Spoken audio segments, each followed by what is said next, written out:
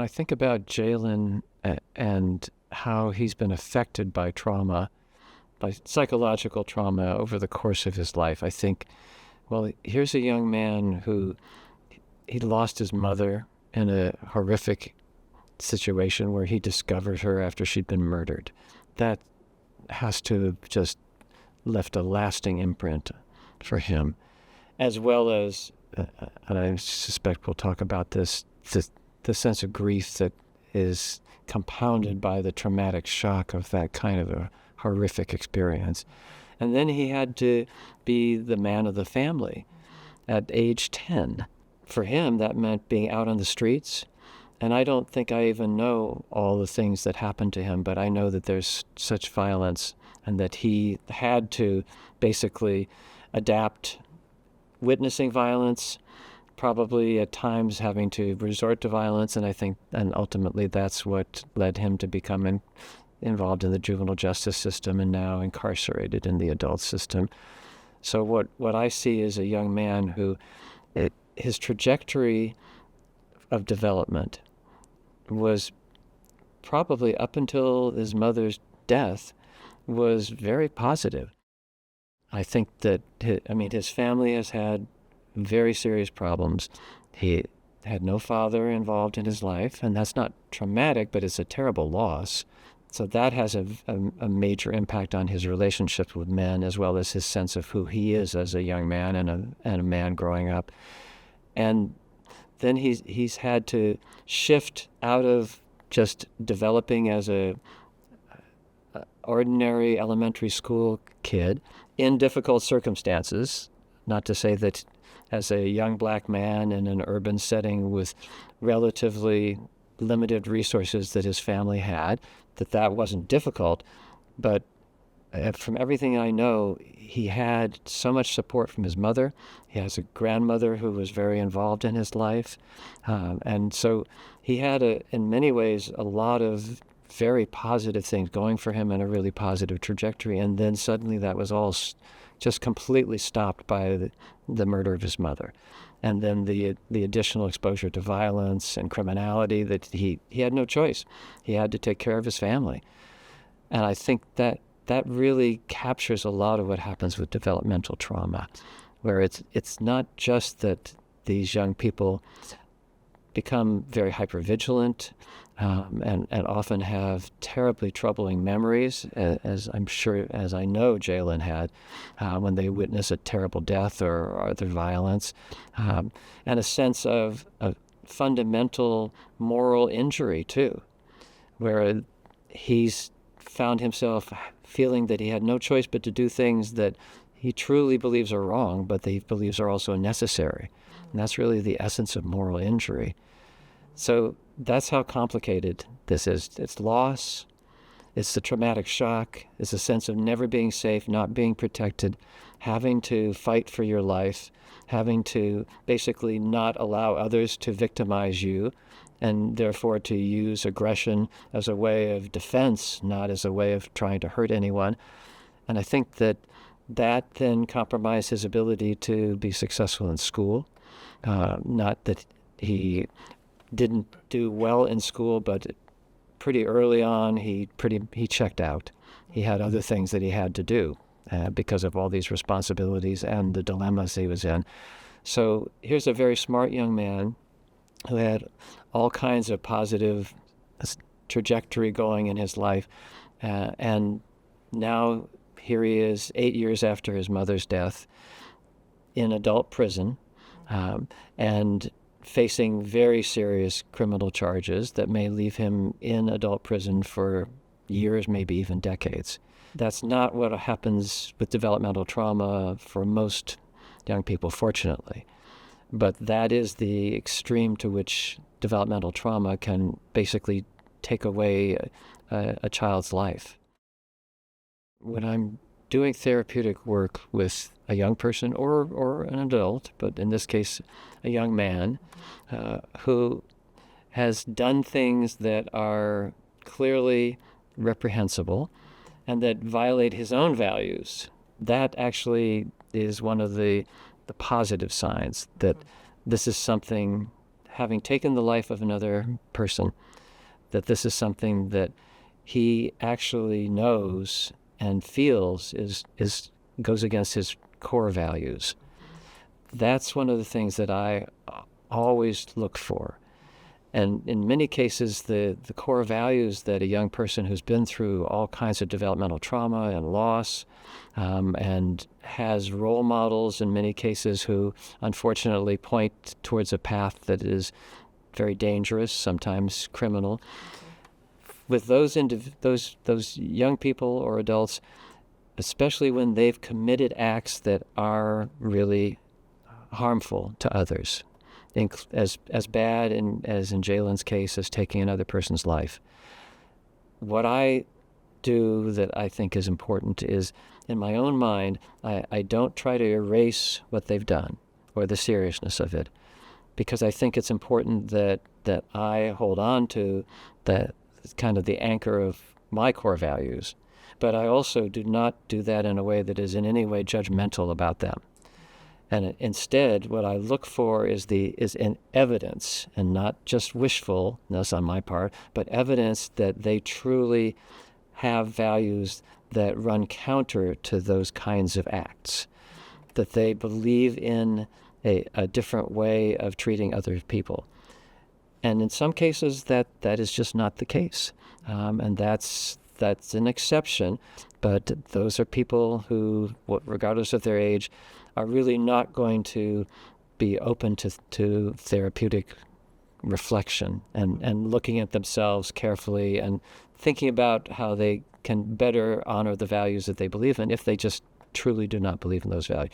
But many times these are young people who will say on the surface that they just do whatever they have to do and they don't really care about anybody and it didn't really bother them. As I get to know them, I often find that it does bother them, that they do care.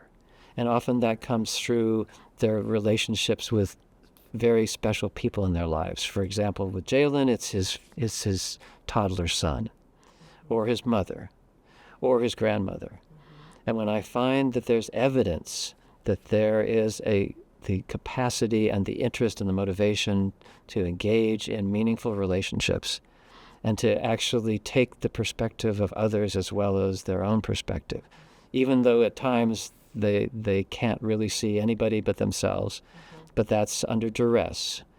When I see that evidence that there's the capacity for empathy and for true relational connection, that's what I believe makes it possible to do therapy, and to view them as people who have the potential to live up to their values, or at least to live in relation to their values, because none of us are probably ever going to entirely live up to our values if we're honest with ourselves. Least of all me.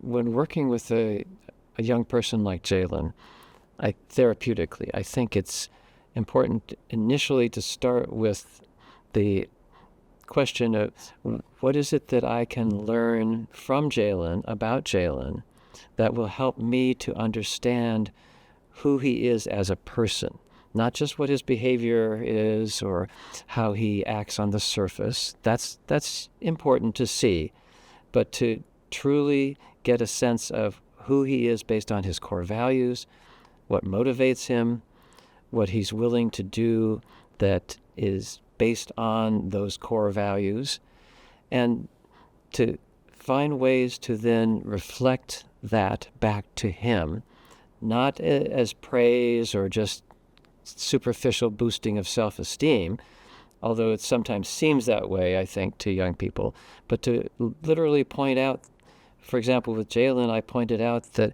it meant a lot, and it showed a lot about him, that he was willing to turn around and take the car back when he could have just absconded or left the car and the baby and not cared at all about what happened to the baby. That the fact that he cared that much about a vulnerable child said something very profound about him as a person. In the session, I could see that he had a great deal of difficulty accepting that about himself. And I think that's not unusual for youth or children who are trauma survivors, especially developmental trauma. There's often the sense that there must be something about me that is fundamentally wrong, and that can never be made right or never be fixed, or something that is so terrible or so ugly that no one could ever think of me as somebody who has any worth or who could ever be a good person. And I'm not suggesting that in therapy we try to help our clients, or that I try to help my clients to just feel good about themselves, but to recognize what is good in them based on what they actually do and the choices they make where they don't do things that they might otherwise do because of a core value. After that, what's really crucial is to be very alert to ways in which a youth like Jaylen will communicate that they're still troubled by traumatic memories. So Jaylen didn't say to me, "Oh, I remember how terrible it was to discover my mother when she'd been murdered." He never said that to me. But when he talked about his dream, he clearly was saying, I don't want to see my mother. I don't want to be seen by her. And while he didn't say, "Oh, that's because I remember exactly what it looked like when I found her when she'd been murdered," and I would not press him to say that either, because I think that's something that needs to come spontaneously, if at all. But I knew that what he was saying was that his fear of going around the corner and seeing and being seen by his mother in the dream was a way for him to actually re-experience that traumatic memory of discovering his mother. And I think that then what we need to do with that information, sometimes if it's something that a youth or a child is able to say, "This is something that bothers me terribly and I can't stop thinking about this memory, or it keeps bothering me," then I think that an approach that is more direct, like trauma-focused cognitive behavioral therapy, can be very helpful. At other times, when it's more indirect, as with Jaylen, I think that there's memory processing that needs to be done, but I think it needs to be done in a way that is a little more indirect. And that's why I then asked him in this session about his memories of being with his mother. And I didn't know what memories he was going to come up with, and they might have been unhappy memories. It turned out that there was a very happy and meaningful memory for him. But what I was really inviting him to do was to go back and retrace and recover some of the memories, not necessarily repressed, just memories he hadn't thought about, that were of his relationship with his mother. And as he does that, then he's seeing her in the way that he didn't see her when he saw her body when she was murdered. And so he's now recapturing a memory that provides a context that then would allow him, if he continues to have the dream, if I had the opportunity to continue to work with him therapeutically, then I would be looking for ways in which we might talk about, well, what would happen, does he imagine, if he did turn that corner and saw his mother? What would he see? Who would he see? How would she look? And that might take him a good while. But what I know is that he's telling me, here's what I see, and it's a combination of how I want to remember her and how I dread remembering her.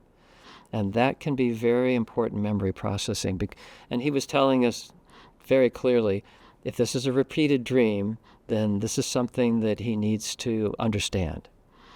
And it might not be a memory, but in this case, I think it was so closely tied to what we know to be a profoundly traumatic memory for Jaylen, that it just calls out that we need to be able to have a way to help him process that memory. But again, it may be direct, and it may be working specifically on the memory as a story and putting that all together, but it may also be more indirect and work through in the context of all of his memories of his experiences with his mother. And both ways, I think, can be enormously helpful.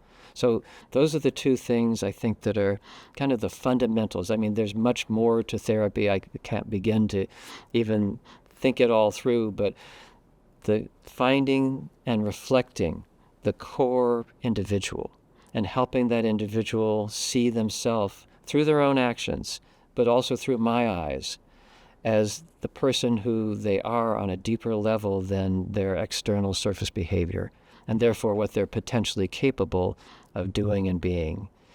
And at the same time helping them to process memories, some of which are very positive and restorative that are lost because of trauma, and others which are traumatic or involve awful loss and grief, as is the case for Jaylen, but helping them do that in a way that makes sense to them and that doesn't press them to go further into the memory than they truly feel capable and that they choose to do.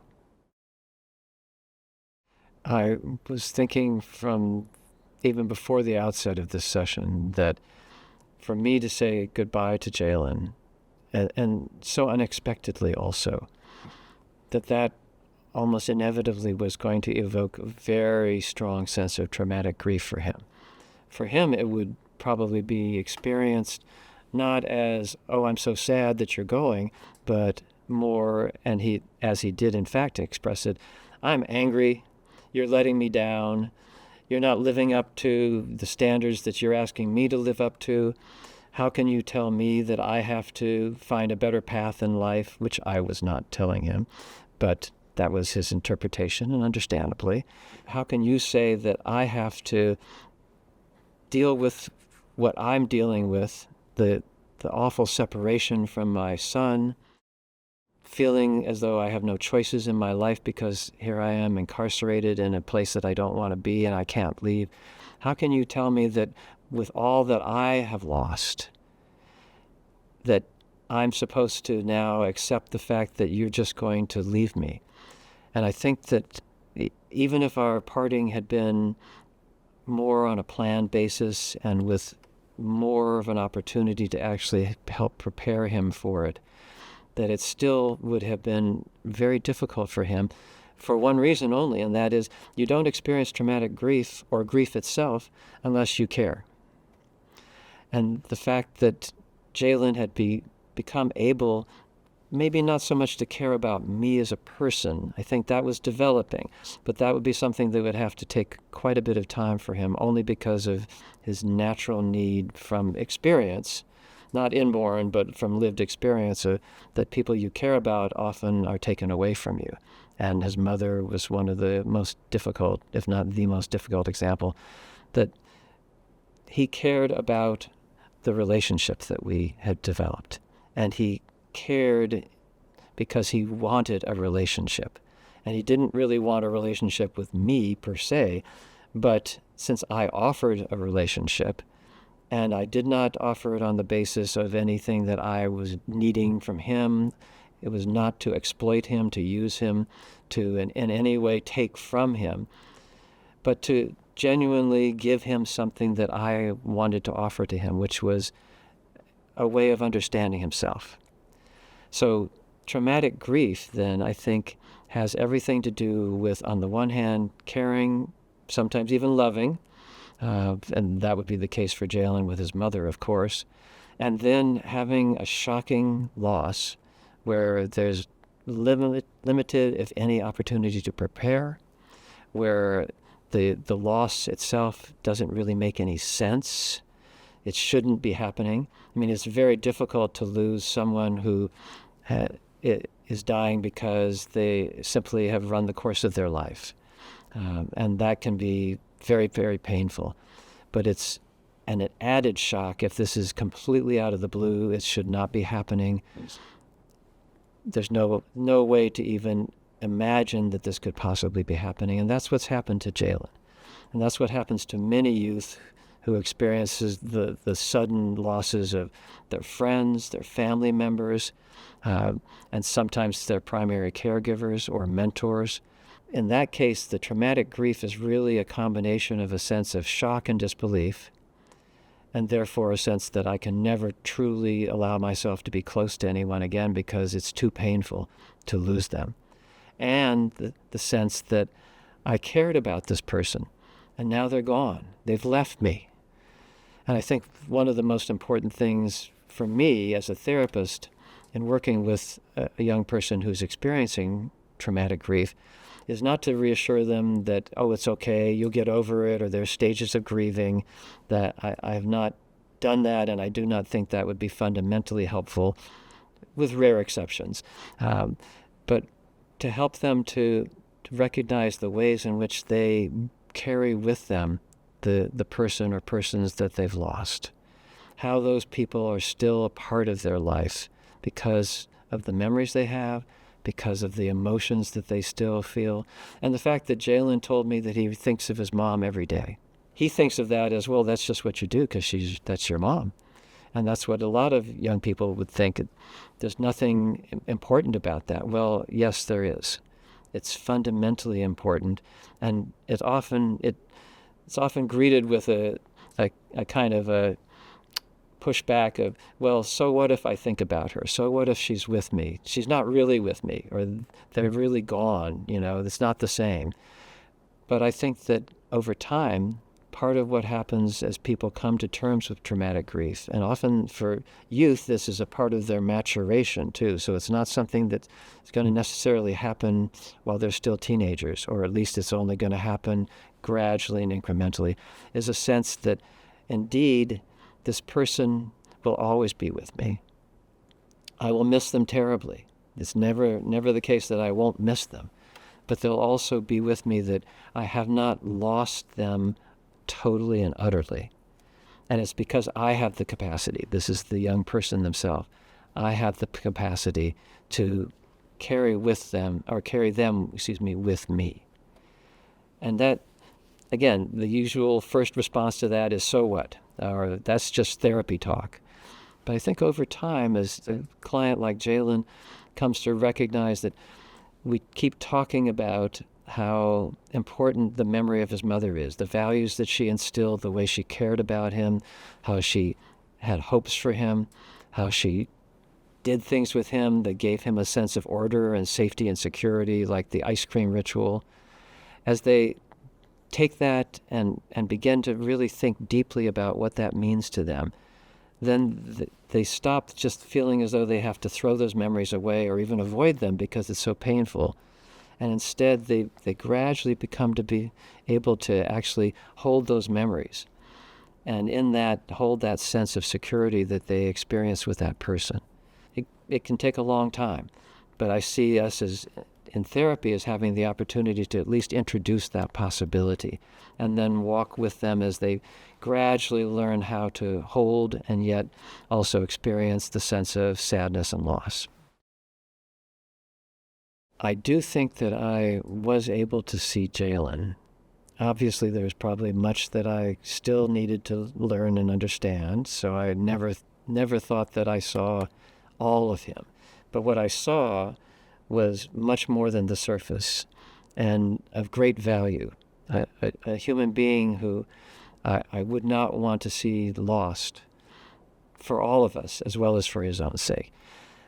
I don't know how much he saw me. I believe that he saw enough of me to be willing to keep coming back and talking with me. So that, to me, that's the bottom line. And I've worked with many other youths who have apparently barely been able to put up with me. And sometimes I think it's because they see me and it's just hard for them to see someone when they, again, perhaps have lost someone that I remind them of, or someone who they wish they could have trusted and now they don't want to take that risk. But I do think that with Jaylen, it wasn't just that he came back and was willing to continue to talk with me session after session. What I saw that told me that he was seeing me was that he would stop, and even in this session, there were times where he would stop and genuinely think about something I'd said and really take that in, like, I hadn't thought about that, or hadn't thought about it that way.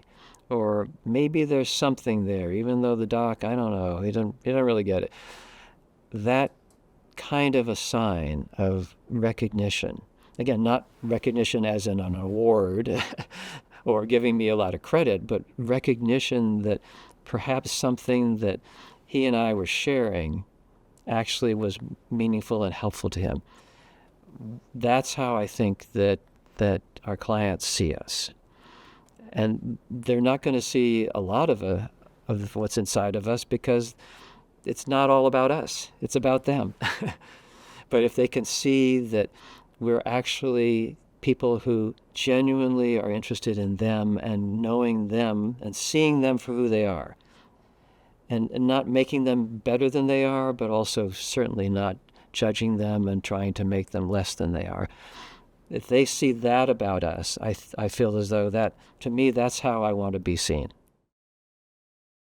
For a youth like Jaylen, who has grown up without a father, or in some cases with fathers who have come and gone, or been unpredictably available, or not very available, or even harshly and abusively involved, I think, of course, as a man, that they're going to look to me not to be the father that they didn't have or the father that they wished they'd had, but they're going to look to me to see, is it possible for a man to interact with me, them, in a way that is the way a father should? So that's how I see my role. Now, that's complicated because that means that when the parting of the ways comes, and again, hopefully in most cases it can be done in a way that is much gentler and with much more preparation than what had to happen here for me with Jaylen, or for Jaylen with me. But when there's a parting of the ways, I know that for those young men especially, it's going to feel like a very deep loss. But it also can feel like a kind of a graduation. And every young man has to feel as though at some point in time that he's moved on. He's not just his father's son. He is that, but he's not just that. That he's a man in his own right. And that's what I hope to encourage over time. Again, not by telling young men that they are a good young man and they need to move on, because those are just words and that's not really helpful. But by helping them to see the ways in which they are taking on the role of a man, and that they're using whatever they find that's helpful or valuable in their relationship with me. And that may be not much, or it may be things that I hadn't even intended, but that is a mark for them of their emerging manhood. And that as they do that, if we don't see each other in the future, and this was a particularly acute situation with Jaylen, because he made it very clear that since we would not be meeting anymore, that was it. He wouldn't think about me. He wouldn't think about anything we spoke about. So in that kind of a situation where the young man is saying, I need you to continue to be a part of my life, and you're leaving too early, then I think it's really important to acknowledge that this is in some ways too early, and that at the same point, he is someone who, as we have talked about in the therapy, he's someone who is in many ways taking on that role with others that he cares about, and that he can't always be with them. Now, we didn't talk about that in this session, but that was one of the things that I would really want to continue to discuss with Jaylen, because he's a father who can't be with his son for the most part. And yet he can still be a father, and he can still play an important role in his son's life. And in fact, that's really crucial, so that his son doesn't take away the idea that his father has rejected him by being in prison, which of course is the last thing that Jaylen would want. So it's often very important to kind of take the two types of discontinuities that are involved.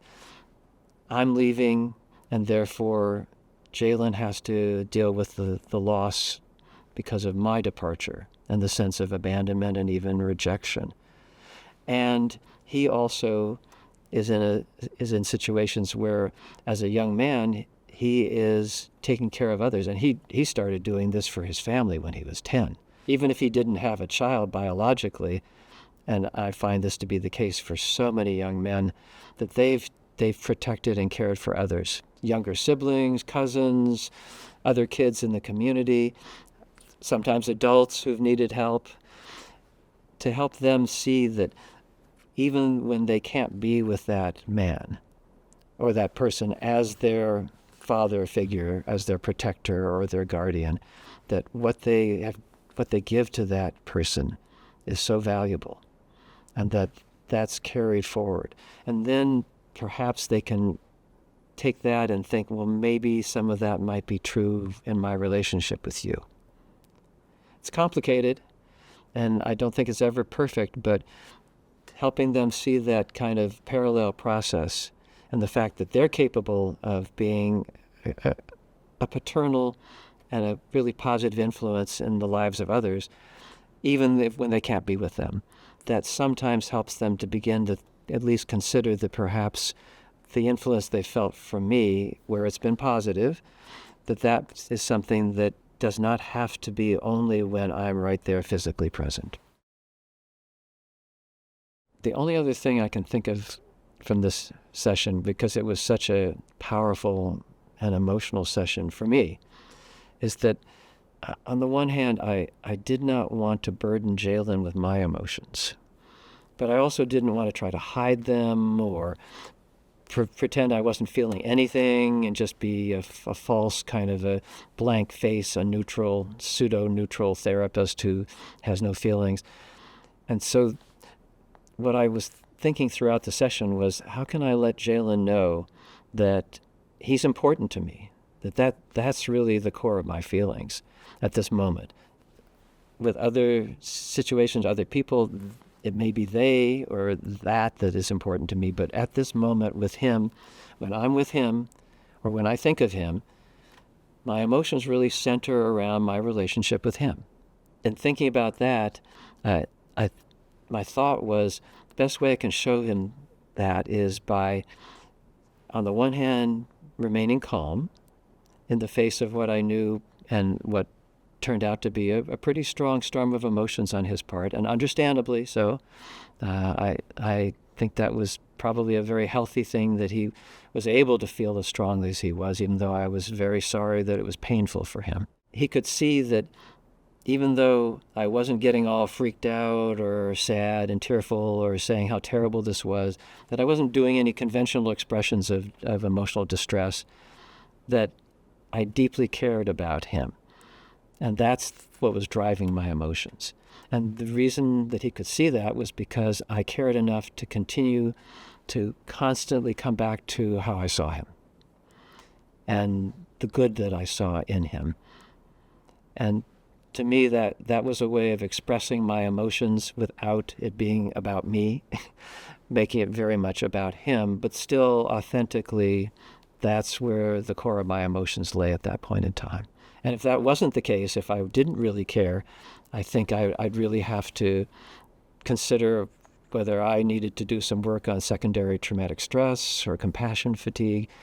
And once in a while, this doesn't happen very often for me, but once in a long while, and it hasn't happened recently, fortunately, I have had encounters with clients where it was really difficult for me to deeply care about them. And again, not in a way that violates boundaries, but in a way of just internally feeling a sense of their core value and how important they are.